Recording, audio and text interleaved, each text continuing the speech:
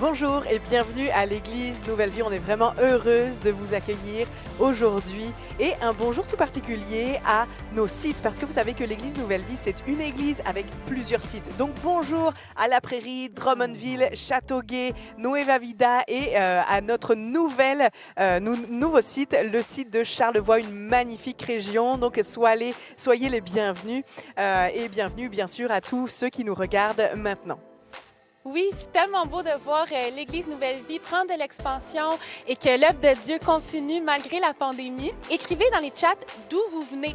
Si vous êtes de La Prairie, de Charlevoix, Drummondville, mettez-nous des hashtags, on veut savoir vous venez de où. Oui, effectivement.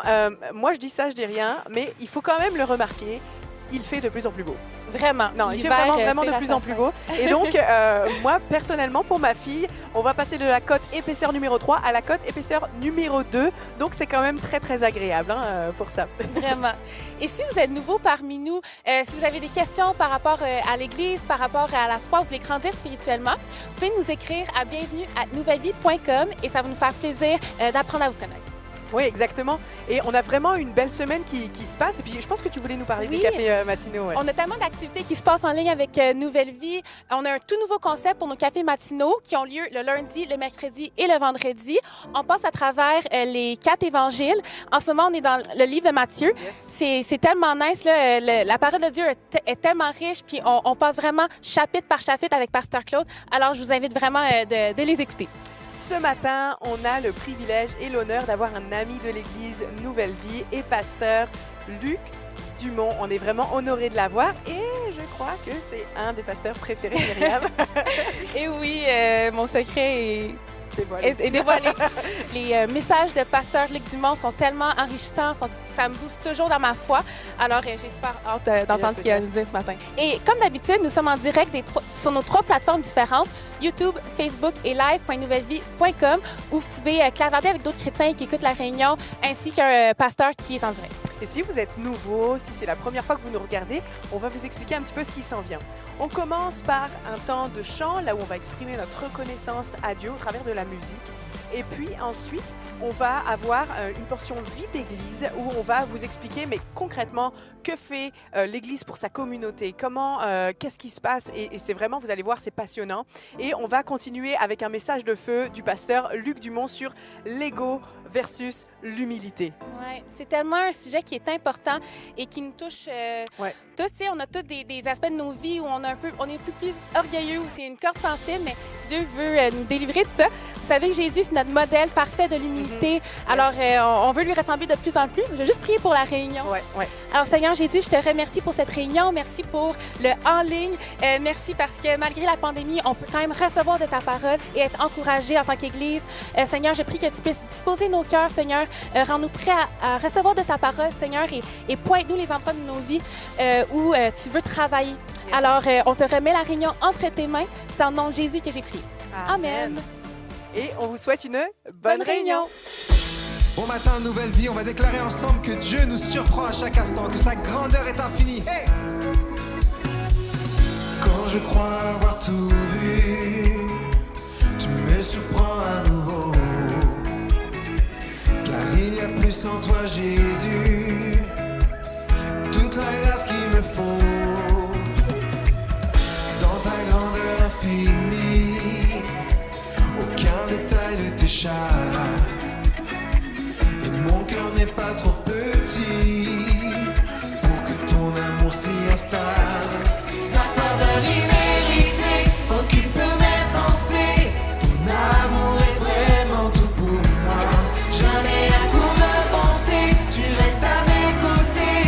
Et ton cœur se révèle à moi. Une grâce après l'autre, une grâce après l'autre, une grâce après l'autre. Ton cœur se révèle à moi. Une grâce après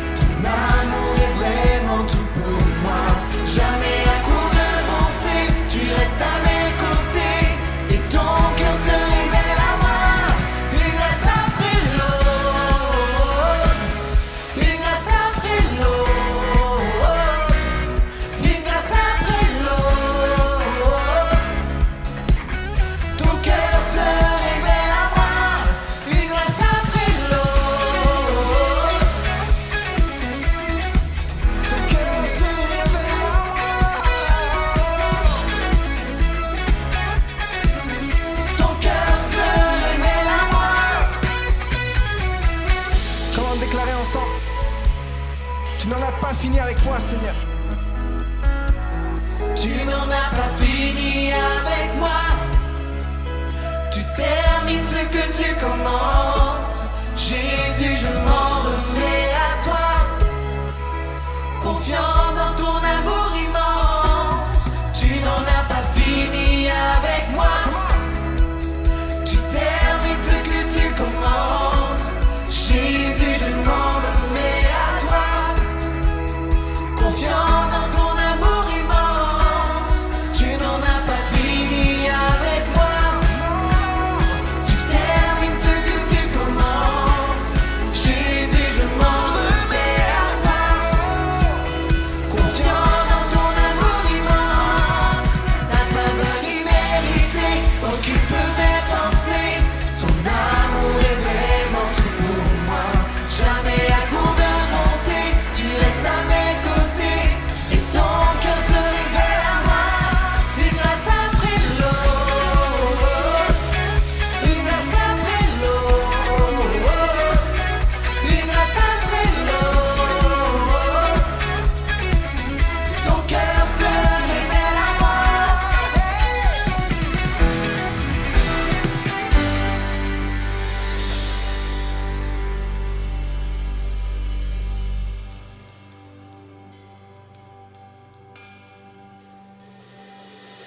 Que le roi de mon cœur soit la montagne où je cours, la fontaine où je bois. Oh, il est mon chant. Que le roi de mon cœur soit l'ombre où je me cache, la rançon pour ma vie. Oh, il est mon chant. Oui, tu es bon, bon. Oh, oui, tu es bon, bon, oh,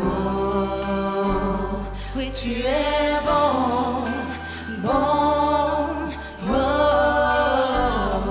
tu es bon, bon, oh.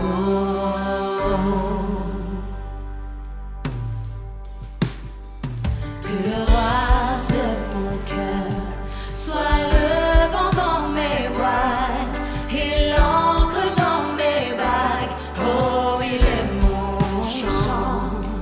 Que le roi de mon cœur soit le feu dans mes veines et l'écho de mes jours. Oh, il est mon chant. Tu es bon, bon, oh, tu es bon, bon, oh, tu es bon, bon, oh, tu es bon, bon, oh.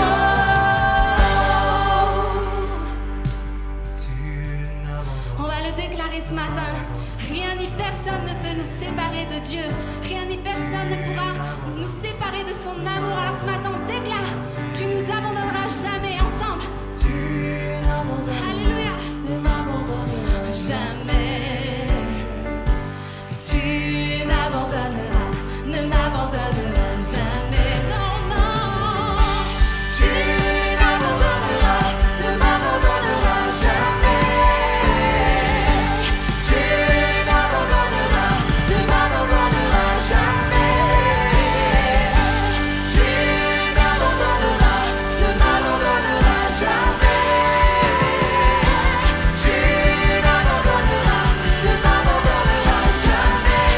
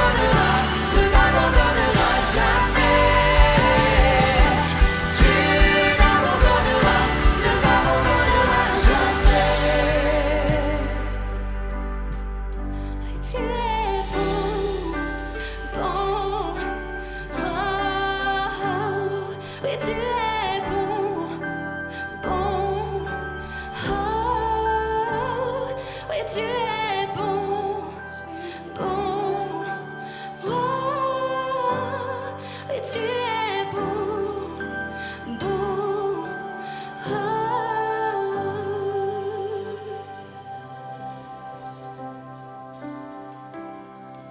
Oh oui, Jésus, c'est dans le silence que j'entends la beauté de ta voix, que je ressens ton cœur, ta volonté pour ma vie.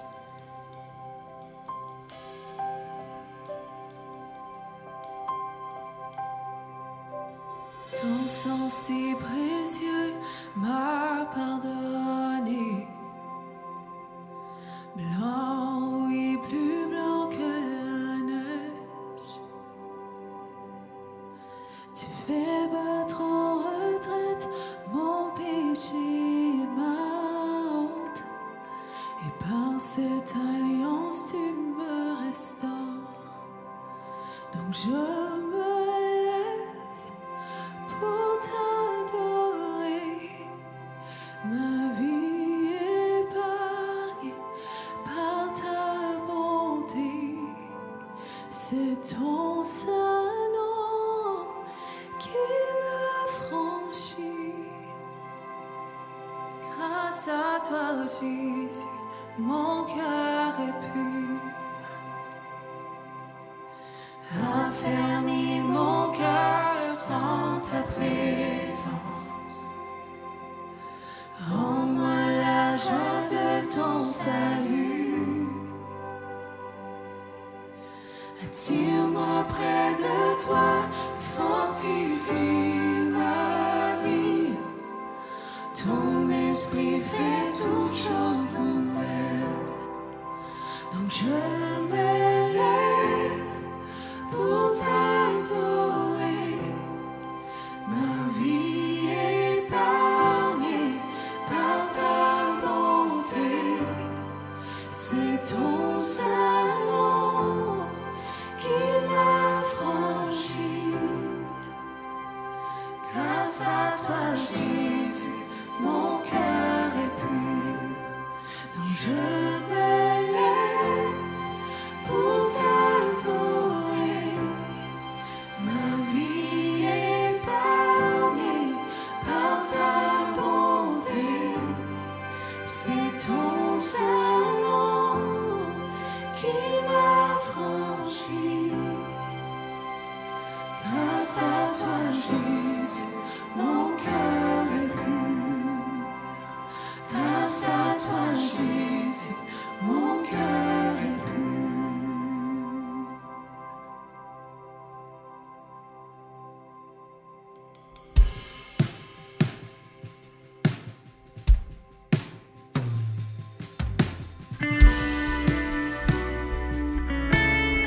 Oh Jésus, de tout nos cœurs, nous t'adorons. De tout nos cœurs, nous t'aimons. Reçois.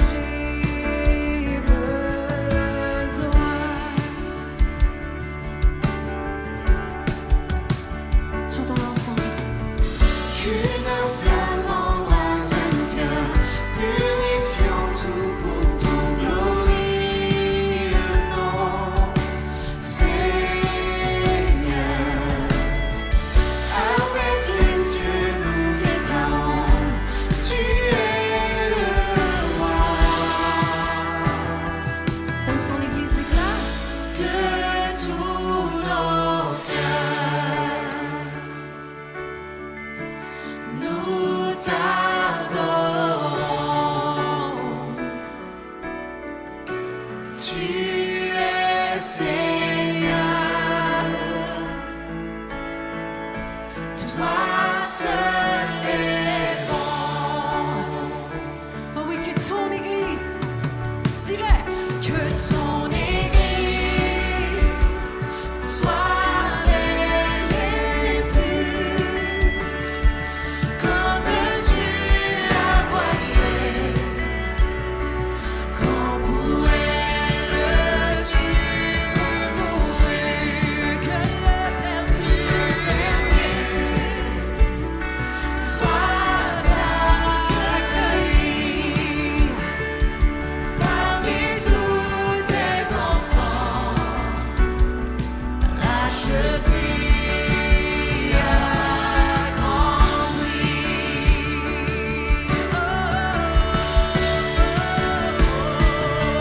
Qu'une flamme embrase nos cœurs, purifiant tout pour ton glorieusement, Seigneur. Avec les cieux nous déclarons, tu es le roi seul, des rois de tous nos cœurs. Nous t'adorons, tu es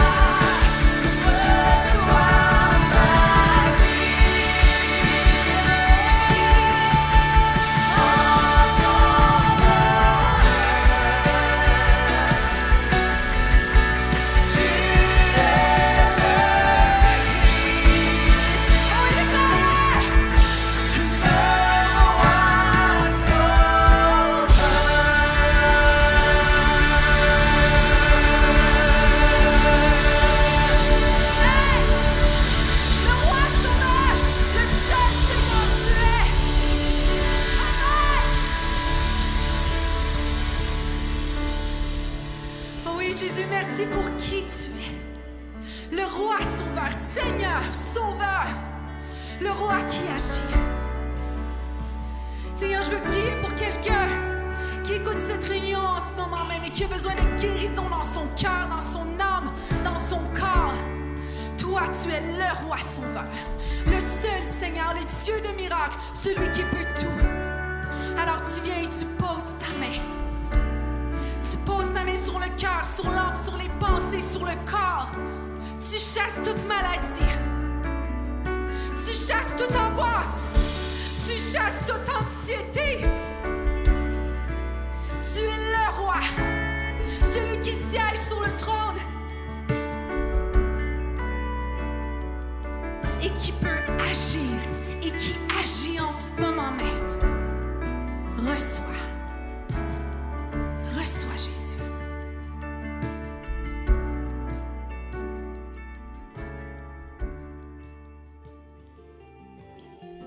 Merci à l'équipe Worship pour ce moment magnifique. Nous joignons nos cœurs avec Mylène dans cette prière pour vous. Quelle joie de voir la famille de Nouvelle Vie en ligne se multiplier. Juste de penser qu'il y a un an, il y avait 12 000 abonnés à notre chaîne YouTube. Maintenant, plus de 62 000 abonnés dans la grande famille de Nouvelle Vie en ligne. Nous, on existe.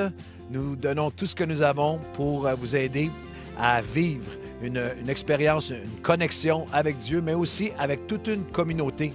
Alors, prenez le temps d'aller voir sur notre site, sur notre page Facebook, les différents groupes qui sont disponibles. Vous savez, nous avons plus de 130 groupes en Zoom qui se réunissent à chaque semaine. Il y a aussi maintenant des Zooms avec différents départements de l'Église, des ados, des jeunes adultes, des hommes, des femmes, des couples, des enfants jusqu'aux aînés, jusqu'aux célibataires. Cette semaine, il y avait un Zoom avec des hommes de l'Église, 130 hommes qui étaient en Zoom ensemble, qui ont vécu avec Pasteur Marc Lecomte un moment puissant, un moment magnifique. Et aussi, je me permets de vous mentionner le tout nouveau format de nos cafés matinaux. On continue les lundis, mercredis et vendredis, mais j'ai entamé de faire avec vous un voyage à travers les 4 évangiles. Et en ce moment, on fait l'évangile de Matthieu et à chaque café, on fait un chapitre. Matthieu 1, Matthieu 2, Matthieu 3. Et on va continuer ainsi. Ils vont tous être en ligne. Alors, joignez-vous à nous d'ici la fin de l'année. On va avoir traversé les 4 évangiles et vous allez avoir vécu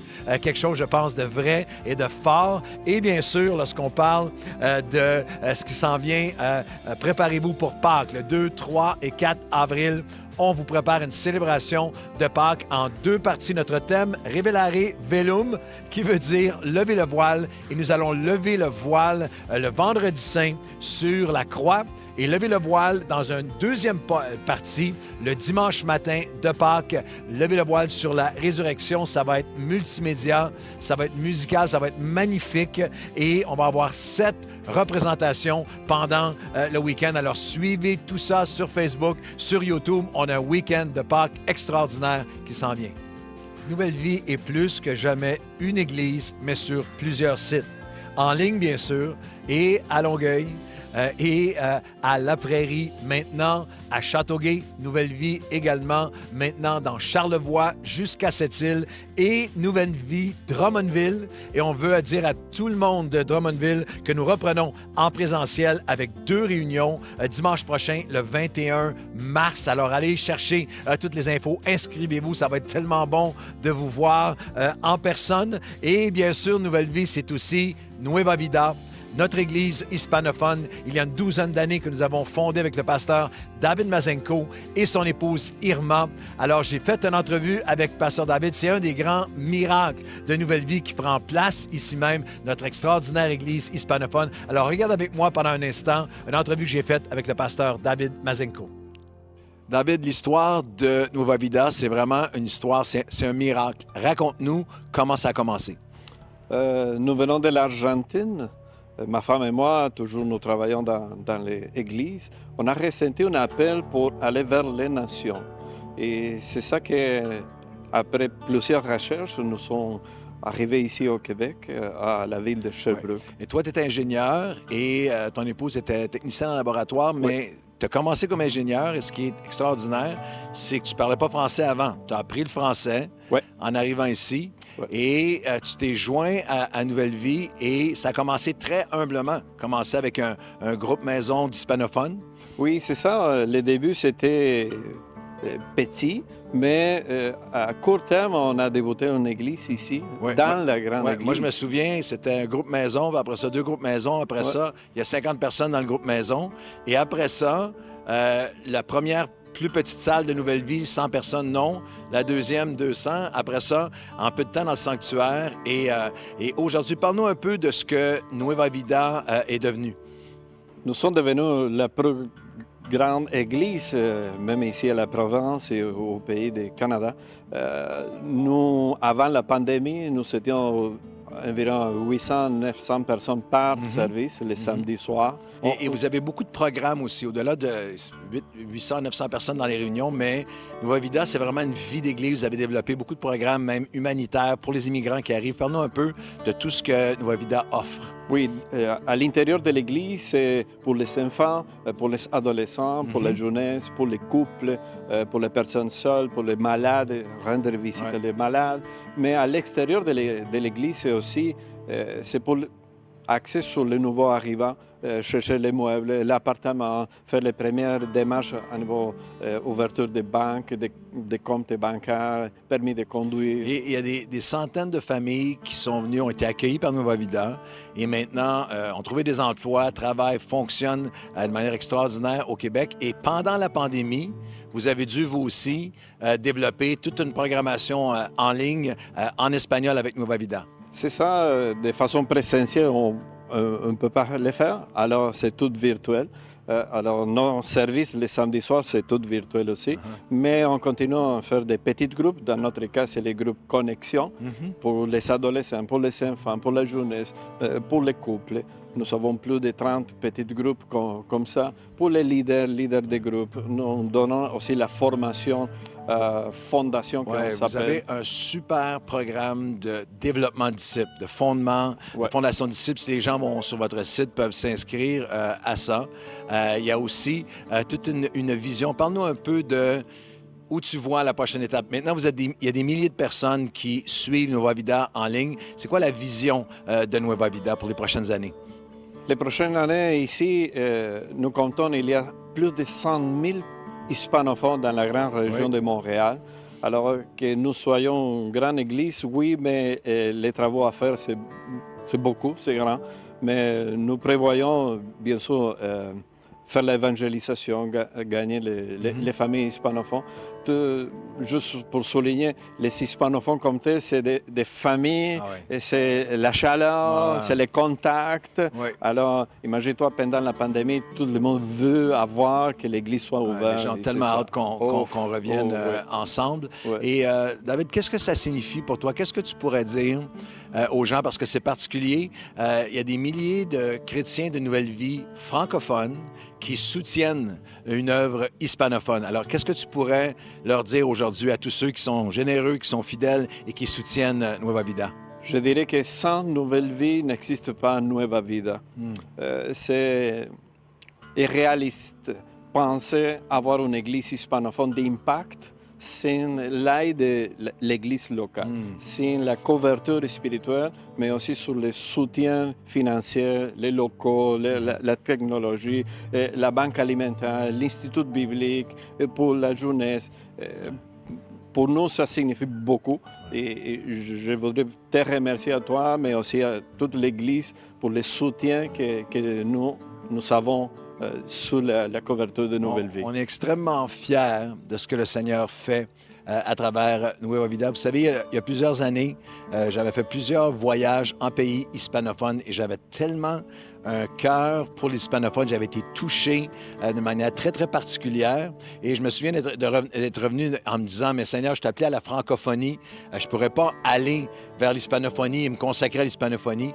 Mais Dieu a envoyé l'hispanophonie chez nous, ici, à Nouvelle Vie. C'est un des joyaux de notre Église. C'est hallucinant qu'une des plus grandes églises au Québec est une église hispanophone, Nueva Vida. Et on remercie le Seigneur pour ce qu'il fait grâce à vous.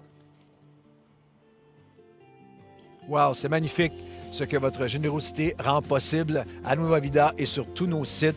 Et vous pouvez nous soutenir, nous supporter avec 3 façons simples et sécuritaires de donner en textant le mot « don » au 438-500-3847, en visitant notre site à donnouvellevie.com ou écrivez-nous à don@nouvellevie.com. Ce matin, dans notre série Catharsis, séparer le bien du mal, une série sur les choix. Nous sommes bénis d'avoir avec nous Luc Dumont, le pasteur Luc Dumont, qui est un ami de Nouvelle Vie de longue date, pasteur, auteur-compositeur, auteur de plusieurs livres. Il a apporté la parole partout dans la francophonie. Il est aussi un exponentialiste. Je vous invite à visiter son site exponentiel.net où des milliers sont motivés, mentorés, coachés à découvrir et à développer tout leur plein potentiel. Et ce matin, c'est un ami, c'est un frère. Et ce matin, il y a une parole de feu pour nous. Son message, le choix de l'ego ou de l'humilité. À un moment donné, j'avais juste un choix à faire. J'avais peur de nouveau échouer. J'étais face vraiment à un dilemme. Je pouvais passer des heures et des heures et des heures. Ou de rester dans mon confort, ou de prendre le chemin sécuritaire. Ça prend un certain courage aussi. Puis ça se décide chaque jour. Jusqu'à ce que... Finalement, j'ai choisi... Ce soir-là, c'était le choix qu'il fallait faire. Ouais, je vois énormément une différence. Ma vie a changé. Ma vie a vraiment changé.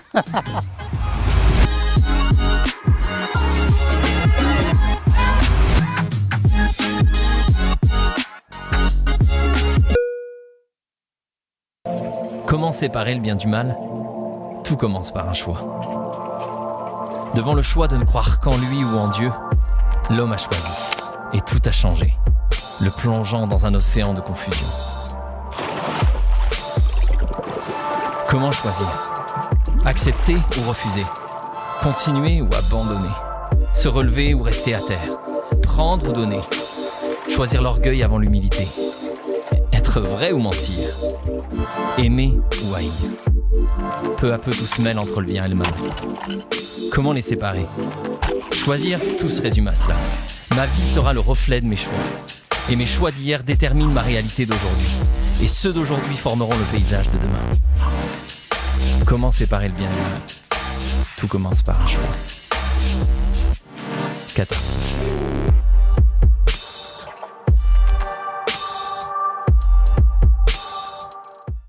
Bonjour à la famille Nouvelle Vie, je suis très heureux de vous retrouver aujourd'hui. Je crois que nous avons une thématique qui a vraiment le potentiel de libérer et transformer notre vie. Nous sommes dans une série sur les choix et ce qui est très important de savoir, c'est que notre vie, nous sommes la conséquence de nos choix. Les choix que nous faisons dans notre vie influencent totalement la direction de notre vie. Alors aujourd'hui, on veut parler, ça va être très intéressant. Je crois que nos vies peuvent être transformées par la puissance de la parole de Dieu. Aujourd'hui, on veut parler des choix entre l'ego et l'humilité.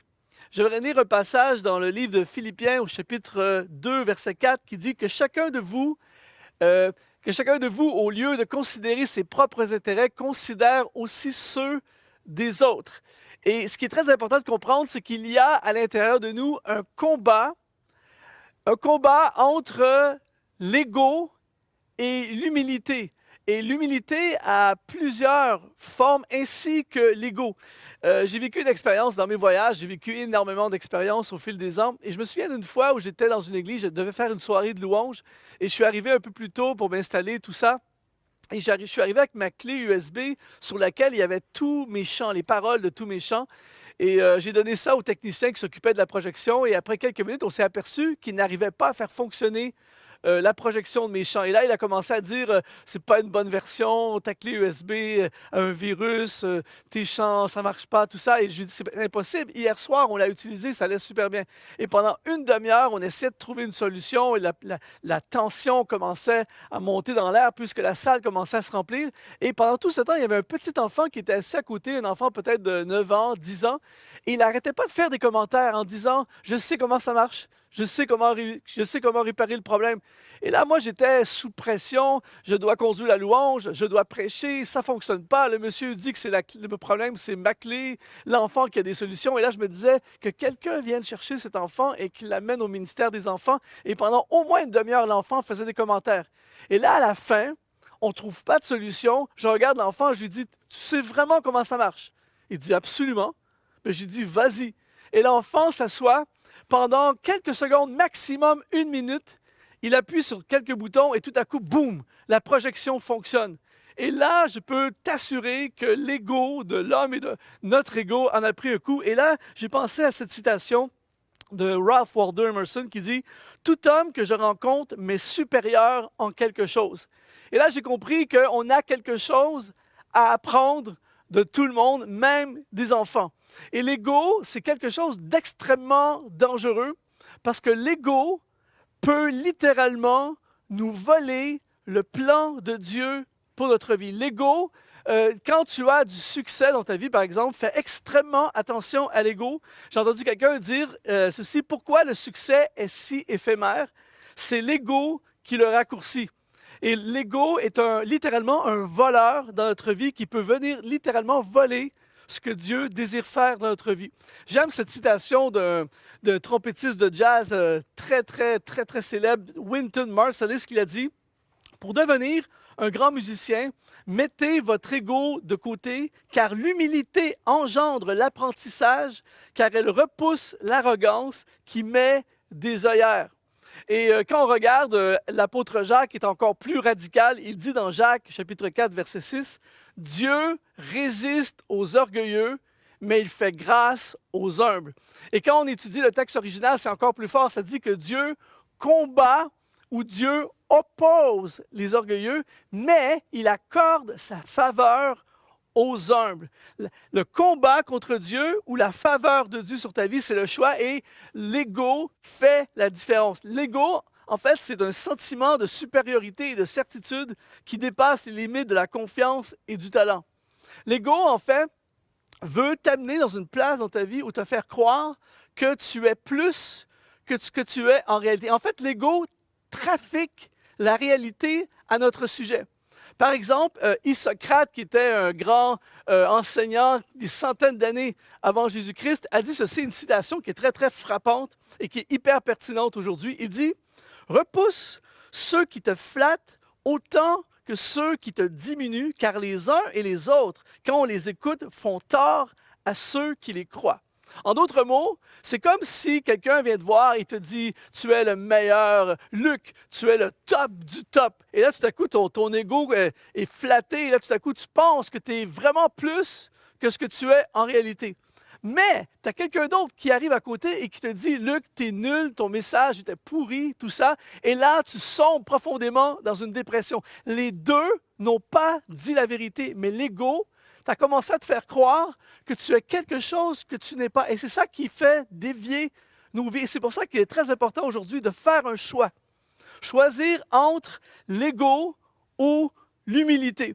Et l'ego, en fait, il veut te booster dans le sens où il veut te faire percevoir ta vie dans ce que tu n'es pas en réalité. Il veut t'amener à une place dans ta vie où tu penses que tu es quelque chose. Et c'est pour ça qu'il y a énormément de problèmes dans la société, énormément de problèmes dans le leadership et même dans l'Église. Parce qu'il y a plein de gens qui pensent qu'ils sont ce qu'ils ne sont pas en réalité et l'ego trafique cette réalité. Et c'est pour ça que Proverbe chapitre 27, verset 2, il dit « Qu'un autre te loue et non ta bouche, un étranger et non tes lèvres. » L'ego, souvent, va faire en sorte que tu n'as rien fait encore et tu vas commencer à dire plein de choses.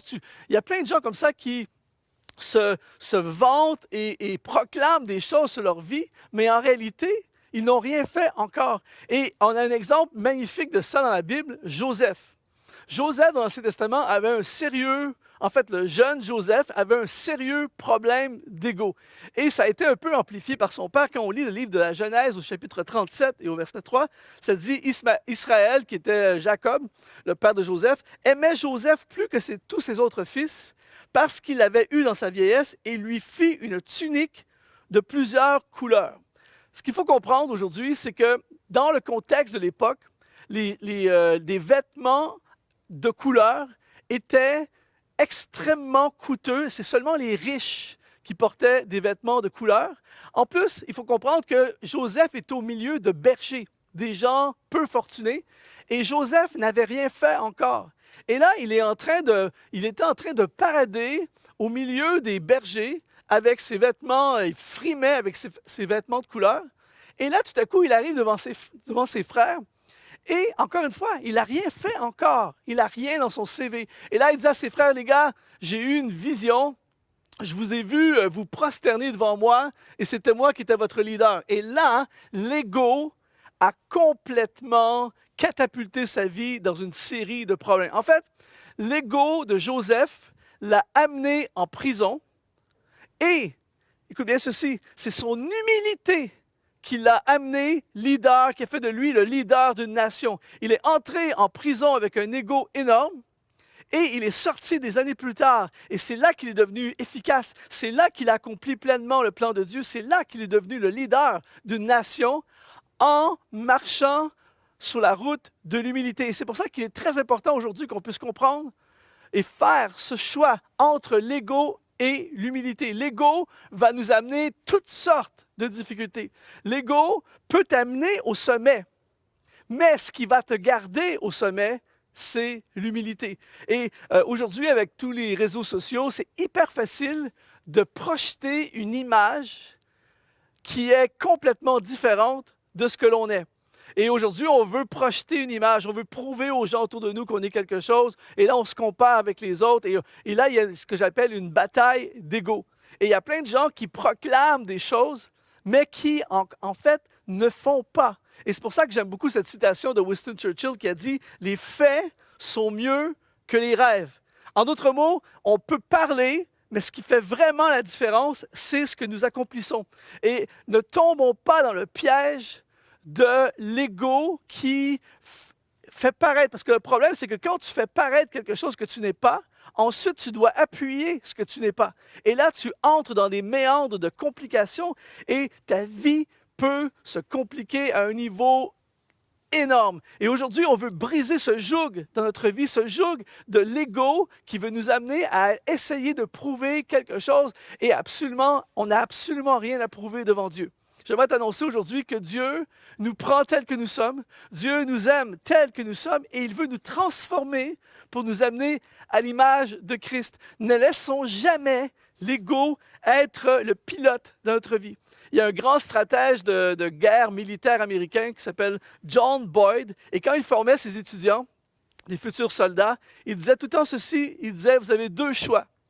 Vous pouvez choisir le devoir, l'honneur et la nation, en d'autres mots, l'humilité, ou la fierté, le pouvoir et l'avidité, en d'autres mots, l'ego. Et c'est un choix que nous faisons aujourd'hui. Je choisis l'ego ou l'humilité. En d'autres mots, si on avait le contrôle, si on choisissait l'humilité dans notre vie, je peux t'assurer qu'il y a tellement de problèmes qui seraient évités, il y a tellement de galères, il y a tellement de difficultés qu'on éviterait. Par exemple, lorsque je suis arrivé là où j'habite en ce moment, j'ai installé dans la cour chez moi un genre d'auvent. Vous savez, le genre d'auvent pour se protéger du soleil, tu peux installer une table en dessous, tout ça, sauf que c'était un auvent bon marché, si on peut dire. Ce n'était pas la meilleure qualité. Et là, on a installé ça. Et ma voisine vient me voir. Elle me dit, ça peut être risqué, ton auvent. L'année passée, ils vendent beaucoup ici. Il y a beaucoup, beaucoup de vent. Et l'année passée, il y a plusieurs auvents qui ont arraché. Même l'auvent du voisin a arraché et s'est retrouvé dans la piscine de l'autre voisin. Il y a eu des dommages. Et là, pendant qu'elle me disait ça, dans ma tête, je me disais, bon, encore quelqu'un de négatif, encore quelqu'un qui annonce des mauvaises nouvelles. Et là, dans ma tête, je me disais, mon auvent est installé mieux que les autres et ça n'arrivera pas à mon auvent. Eh bien, 2 ou 3 semaines plus tard, j'étais assis le soir en train de lire en pyjama. Et là, tout à coup, il y a un vent. Et là, j'entends un bruit énorme dehors. Alors, je sors. Et là, l'auvent était en train d'arracher complètement dans le vent. Je suis sorti en pyjama. Et là, je suis en train de tenir l'auvent. Le vent est dedans. C'est en train d'arracher. Je ne sais pas quoi faire. Et là, ma voisine sort. Elle me dit, est-ce que je peux t'aider? Et là, j'ai eu un moment où j'ai compris, encore une fois, que parfois, l'ego nous empêche d'écouter les conseils. L'ego nous empêche d'être enseignables. Je crois que l'une des choses que l'ego nous vole le plus, c'est la capacité d'apprendre ce que les autres ont, ce que nous avons à apprendre des autres. Et on a un texte merveilleux dans l'Évangile de Jean, un personnage du nom de Nicodème, Jean chapitre 3, verset 1. Il y eut un homme d'entre les pharisiens nommé Nicodème, un chef des Juifs, qui vint et lui auprès de Jésus de nuit et lui dit, « Rabbi, nous savons que tu es un docteur venu de Dieu, car personne ne peut faire ces miracles que tu fais si Dieu n'est avec lui. » Et Jésus lui répondit, en vérité, je te le dis, si un homme ne naît de nouveau, il ne peut voir le royaume de Dieu. Nicodème lui dit, « Comment un homme peut-il naître quand il est vieux?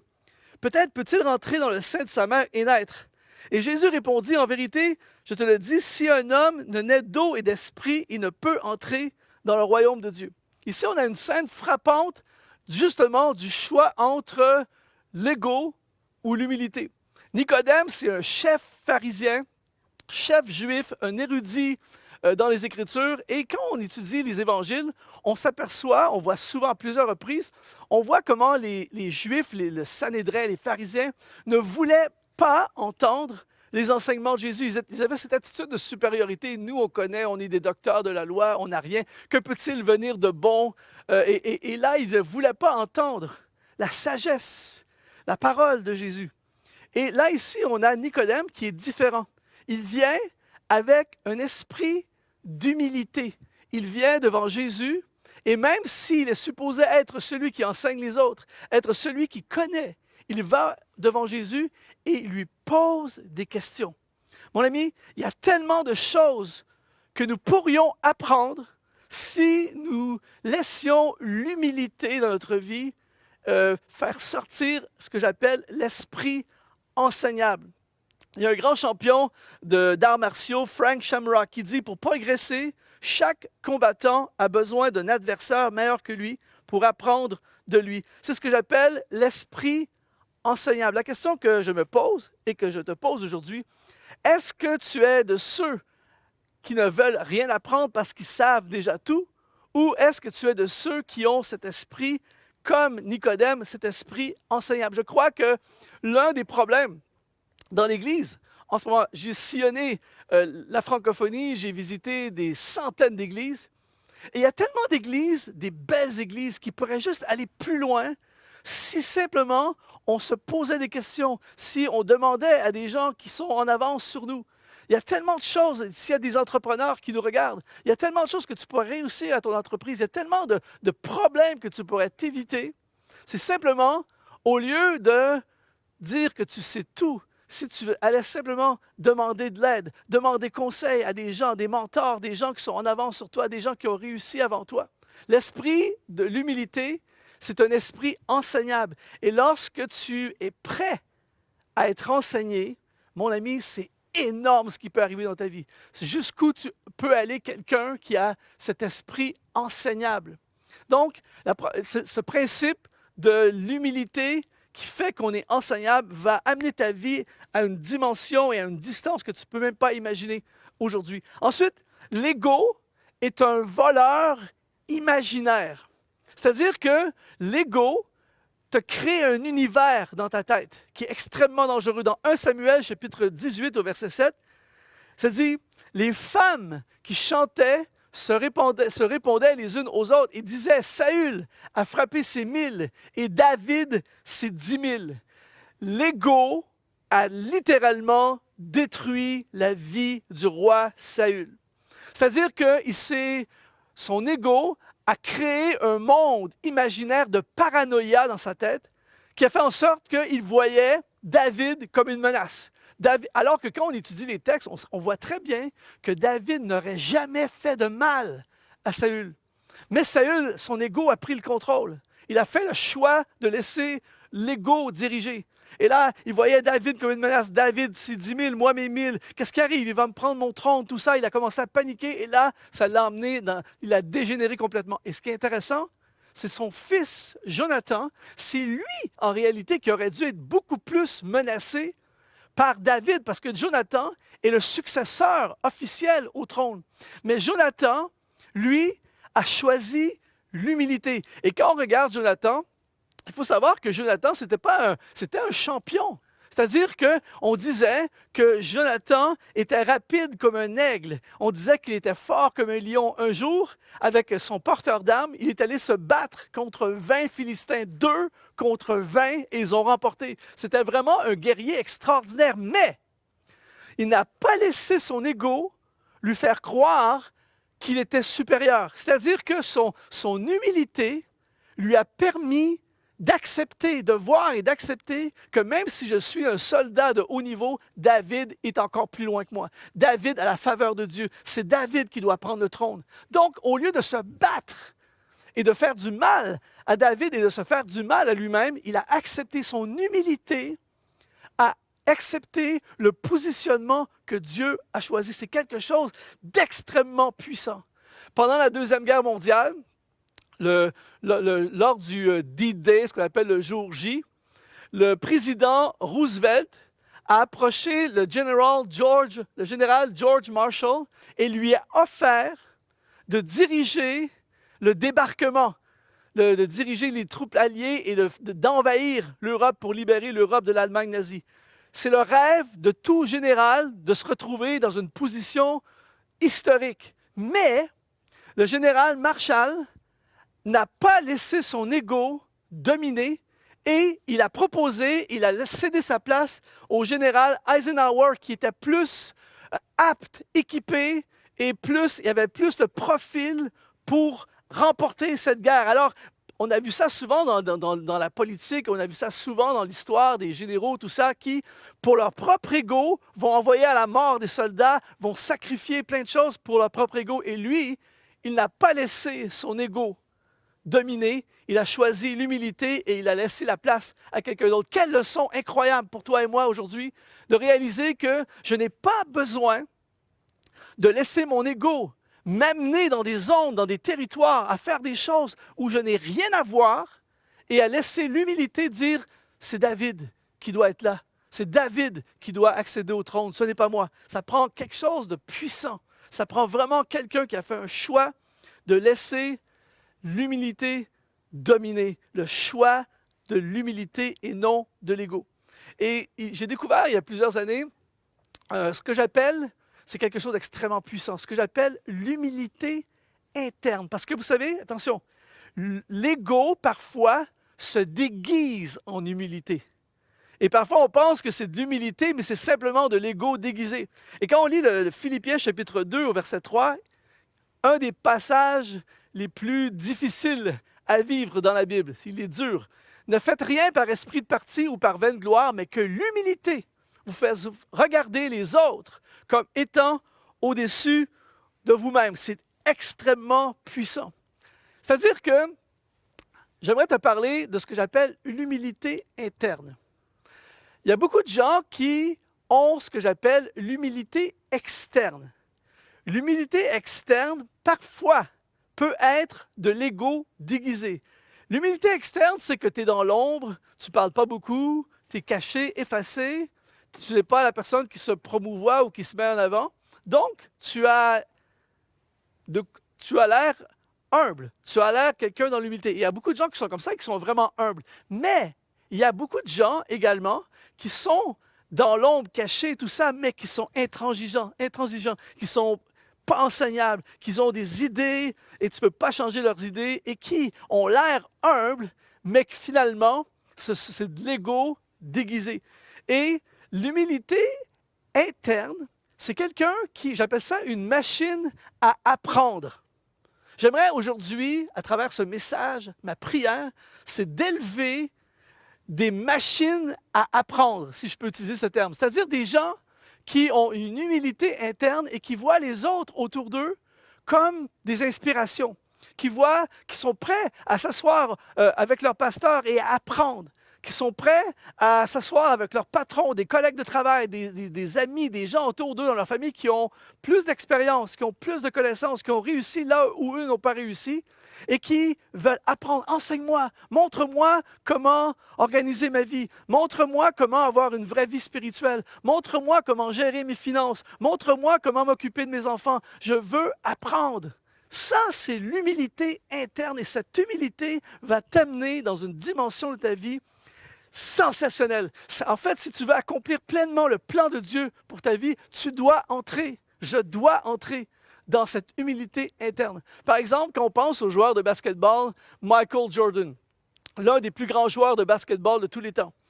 Quand on regarde cet homme au niveau extérieur, il était fier, tout ça, mais tous ses coachs, du collégial jusqu'au professionnel, tous ceux qui l'ont coaché sont tous unanimes pour dire que c'est l'un des athlètes qu'ils ont coaché qui était le plus enseignable. Il était toujours « je veux apprendre, dis-moi ce qui n'a pas marché, montre-moi, corrige-moi ». Il était ultra enseignable et il n'est pas surprenant qu'il soit devenu parmi l'un des plus grands joueurs de basketball. Donc, à l'extérieur, ça ne paraissait pas, mais il avait l'humilité interne et c'est ce genre d'humilité qui va changer ta vie. Il y a beaucoup de leaders, beaucoup de gens dans les églises qui nous disent ne parle pas, mais tu ne peux pas leur enseigner quelque chose. Tu ne peux pas devenir meilleur si tu crois que tu es le meilleur. Tu ne peux pas apprendre ce que tu crois déjà savoir. Et aujourd'hui, on veut briser ces voleurs dans notre vie. On veut faire le choix. Aujourd'hui, je choisis l'humilité parce que l'humilité va libérer ma vie, va transformer ma vie et va m'amener à réaliser le plan parfait de Dieu. Il y a plusieurs années de ça, j'étais dans un restaurant après une conférence et on était plusieurs personnes autour de la table, peut-être 7-8 personnes autour de la table. Et il y avait plein de pasteurs d'expérience, des hommes de Dieu, des hommes qui ont fait des choses pour le royaume de Dieu, des hommes d'influence, tout ça. Et pendant tout le repas, il y avait un jeune pasteur autour de la table qui a monopolisé tout le repas, qui a parlé, qui a donné son opinion sur tout. Il a vraiment parlé pendant tout le repas. Et après le repas, je me suis dit, wow, il y avait autour de cette table des années, des décennies d'expérience et de sagesse. Mais cet homme, ce jeune homme, n'a rien pu apprendre ce soir-là parce qu'il a passé la soirée à parler, il a passé la soirée à dire tout ce qu'il connaissait. Et on a manqué une opportunité d'apprendre des choses extraordinaires. Ça m'a parlé à moi-même. Je me suis dit, est-ce que je suis comme ça moi aussi dans ma vie? Est-ce que je me prive d'apprendre des choses extraordinaires qui pourraient amener mon ministère à un niveau supérieur, qui pourraient amener ma vie spirituelle beaucoup plus loin si je commençais à développer cette humilité interne? Je veux apprendre. L'ego provoque des problèmes. En fait, si tu regardes cette vidéo, ce message aujourd'hui, et tu te dis, moi, je trouve que j'aimerais avoir plus de problèmes dans ma vie. J'aimerais que ma vie se complique. Eh bien, laisse ton ego dominer. En 2003, la célèbre chanteuse Barbara Streisand, en fait, sa maison a été prise en photo par des paparazzis, je crois. Et elle a voulu, au lieu de juste, tant pis, ils ont pris la photo, et puis elle a voulu stopper, elle a lancé des poursuites judiciaires, pendant des mois et des mois, elle est partie en campagne pour empêcher, elle ne voulait pas que sa maison soit vue, mais l'effet que ça a provoqué, ça a été le contraire. C'est-à-dire que ça a propulsé la photo a été vue. En fait, il y a eu un effet viral énorme. C'est devenu tellement fort qu'aujourd'hui, quand on parle dans le monde de l'Internet ou dans le monde en général des médias, quand on parle de quelque chose de viral, on appelle ça l'effet Streisand. Et quand on regarde cette situation, je pense à toi et je pense à moi. Dans notre vie, il va y avoir des situations où on voudrait gagner. Il va y avoir des gens qui vont te faire du mal. Il va y avoir un collègue de travail, il va y avoir un patron, il va y avoir des gens autour de nous qui vont dire des faussetés à notre sujet, des gens qui vont nous accuser, des gens qui vont écrire des trucs sur les réseaux sociaux à propos de toi, à propos de moi. Et on a envie de se débattre, on a envie de gagner. L'ego dit, c'est toi qui as raison, c'est faux ce qu'ils ont dit. Et là, on a envie de gagner. Et là, on va perdre tellement d'énergie. Et j'ai envie de dire à quelqu'un aujourd'hui, laisse aller. Cesse de te battre. Laisse l'humilité prendre le contrôle. Cesse de te battre pour quelque chose que tu ne vas pas gagner de toute façon à la fin. Laisse aller. Cesse de te... Jésus est le meilleur exemple lorsqu'il se fait arrêter. Il est devant Ponce Pilate. S'il y a quelqu'un qui aurait pu impressionner, s'il y a quelqu'un qui aurait pu argumenter, s'il y a quelqu'un qui aurait pu se défendre, c'est Jésus. Jésus a gardé le silence devant les accusateurs. Jésus a gardé le silence devant l'injustice. Il a juste gardé le silence parce que Jésus est l'image ultime de l'humilité. Il aurait pu envoyer le feu, il aurait pu faire taire, rendre tout le monde muet, il aurait pu faire 3-4 trucs qui auraient époustouflé tout le monde, mais il a choisi de laisser aller. Pourquoi? Parce qu'il voulait accomplir la volonté du Père. Et aujourd'hui, j'aimerais te proposer de prendre la décision, de faire le choix de l'humilité. L'ego, une autre des choses que l'ego va faire dans ta vie, c'est que l'ego, et là c'est très subtil, l'ego veut nous amener en dehors, au-delà du plan de Dieu. C'est-à-dire que Dieu a prévu des choses extraordinaires pour notre vie. Il nous a créé une vie, il a tracé un chemin, et là tu peux être en train de vivre à fond tout ce que Dieu a pour toi, et là l'ego va commencer à te dire, Regarde ce que les autres font. C'est tellement mieux ce que les autres font. Tu pourrais faire comme lui, tu pourrais faire comme elle. Et là, l'ego commence à te dire, il va commencer à créer de la compétition même envers les autres. Et là, tu vas vouloir être meilleur que les autres, tu vas vouloir prouver quelque chose aux autres, tu vas vouloir... Et là, tu vas sortir du plan de Dieu. Ça, c'est une des spécialités de l'ego. C'est de nous amener en dehors de la route tracée pour nous. Je lisais il y a quelque temps sur un héros de la guerre de sécession, Ulysse Grant, qui a été le héros de la guerre de sécession. Et Ulysse Grant, à la fin de la guerre de sécession, était vraiment le top héros de guerre, tout ça, vraiment un médaillé, tout ce que tu peux imaginer. Et là, il a commencé à être entraîné à sortir de son couloir. Il a décidé de se présenter à la campagne pour devenir le président des États-Unis. Et là, les galères dans sa vie ont commencé comme jamais. Il a brisé sa réputation. Il s'est retrouvé avec des historiens disent que ça a été l'administration la plus corrompue et la plus instable de toute l'histoire des États-Unis. Il s'est retrouvé pendant des années dans la galère. Quand il est sorti de la présidence, il était complètement brisé, cassé, réputation entachée. Et là, il a continué à dégénérer encore. Il s'est associé, il a lancé un genre de business de courtage avec un monsieur, Ferdinand Ward, qui était un escroc. Et il a littéralement perdu toute sa fortune. Il a fini sa vie brisé et complètement ruiné. Il aurait pu finir sa vie en tant que le héros de la guerre de sécession, mais il est sorti, il est allé dans des territoires qui n'étaient pas les siens, et là, ça a dégénéré. Et quand j'étudiais ça, je me disais, waouh, ça me parlait pour ma vie, ça me parlait pour ta vie. Parfois, le plan de Dieu pour notre vie ne suffit pas. C'est-à-dire que l'ego veut nous faire sortir, veut nous amener à sortir complètement de l'appel qui est sur notre vie, veut nous amener à faire des choses que Dieu ne nous a jamais demandé de faire, veut nous amener à l'ambition, nous pousse dans des sphères où on n'a pas du tout reçu le mandat de Dieu. Et là, c'est là que les problèmes prennent place dans notre vie.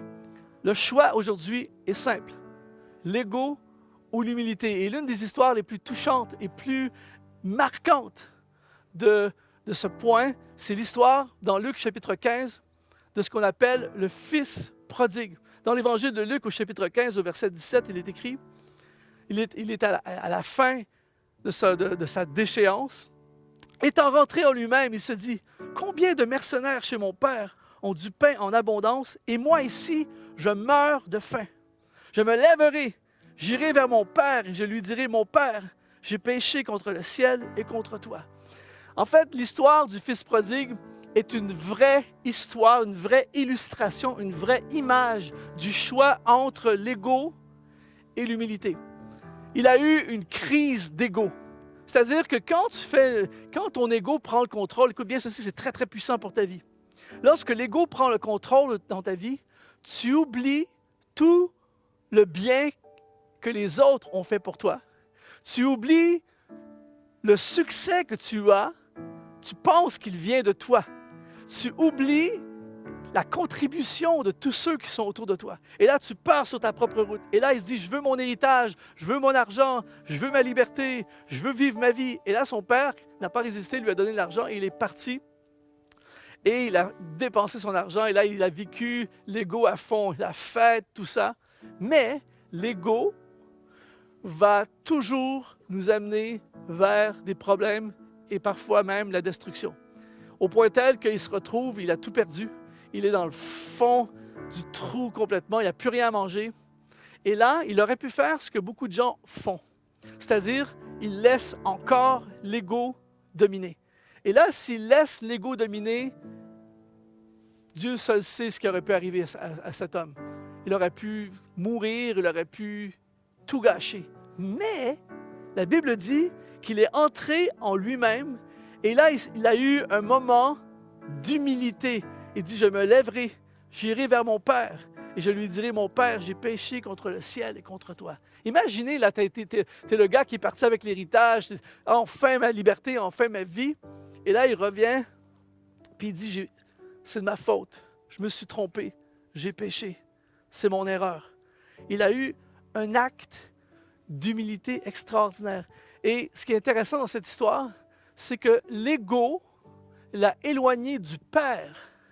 L'ego l'a entraîné vers la destruction, mais l'humilité a sauvé son avenir. Et c'est pour ça aujourd'hui que j'aimerais qu'on puisse avoir ensemble, toi et moi, on puisse avoir un moment où on fait un choix. C'est-à-dire que je ne sais pas dans quel état d'esprit tu es en ce moment. Je ne sais pas où est ta vie en ce moment. Mais j'ai tellement rencontré de gens au fil des ans qui n'osaient pas revenir à Dieu à cause de l'ego. Qu'est-ce que les gens vont dire? Je vais être jugé. Et qui laissent l'ego leur mentir. Aujourd'hui, si tu t'es éloigné de Dieu, laisse l'humilité te faire revenir. Aujourd'hui, peut-être que l'ego t'a amené dans toutes sortes de problèmes dans ta vie, mais aujourd'hui, laisse l'humilité te conduire vers un nouveau départ. Aujourd'hui, je recommence à zéro. Je suis toujours fasciné, touché profondément par des hommes et des femmes que j'ai rencontrés au fil des ans qui recommencent à zéro. Que l'ego les entraînait dans toutes sortes de défaites, toutes sortes de problèmes dans la vie, mais qui ont eu l'humilité de recommencer à zéro. L'humilité de demander de l'aide. Aidez-moi à m'en sortir. L'humilité de demander conseil. Pendant des années, j'ai fait ce que je pensais, mais je réalise que je suis dans l'erreur. Aidez-moi. Aujourd'hui, mon ami, si tu choisis de prendre la route de l'humilité, c'est un choix. Je choisis l'humilité, eh bien, je peux t'assurer de ceci, ta vie va être transformée. Alors là où tu es en ce moment, sans aucun jugement sur toi, tu peux faire cette prière et dire, Seigneur Jésus, à partir d'aujourd'hui, je choisis la route de l'humilité. Je suis prêt à recommencer. Je suis prêt à un nouveau départ. Alors, pendant que tes yeux sont fermés et qu'on prie ensemble, Seigneur mon Dieu, je prie aujourd'hui pour des nouveaux départs. Je prie aujourd'hui pour des recommencements. Je prie aujourd'hui pour des décisions, des choix qui vont changer notre vie pour toujours. Nous choisissons l'humilité. Nous choisissons la route de l'humilité pour accomplir ton plan divin. Dans le nom de Jésus. Amen. Merci d'avoir été là aujourd'hui. Je prie de tout cœur que ce message porte des fruits dans ta vie. On va entrer dans des moments d'adoration. Et là où tu es, je t'invite vraiment à tourner tes yeux, tourner ton cœur vers Dieu. Et aujourd'hui, c'est le jour du recommencement. Alors, sois béni et je te dis à la prochaine.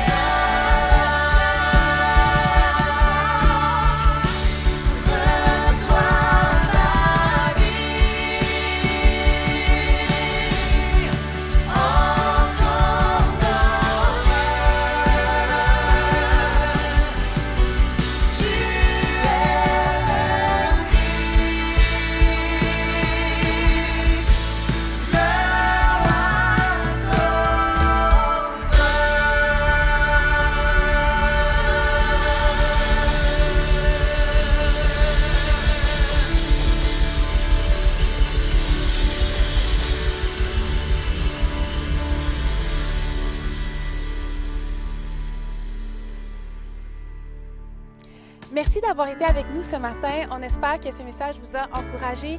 Je vous invite de méditer sur les passages qu'on a lus ensemble ce matin pour vraiment laisser l'Esprit vous parler au courant de votre journée. Et surtout, si vous avez besoin de soutien, si vous avez besoin de parler à un pasteur, ne restez pas seul. On veut vous encourager à nous écrire à soutienpastoral@nouvellevie.com. Et nos activités de la semaine continuent dès demain matin avec nos cafés matinaux avec Pasteur Claude. Et dès maintenant, vous allez voir dans les commentaires le lien Zoom qui apparaît pour l'after. Vous pouvez vous connecter, on vous encourage à le faire pour continuer à avoir cette sensation de communauté, même si on est à distance. Donc vraiment, profitez-en pour nous rejoindre dès maintenant. Et sur ce, on va vous souhaiter une bonne semaine.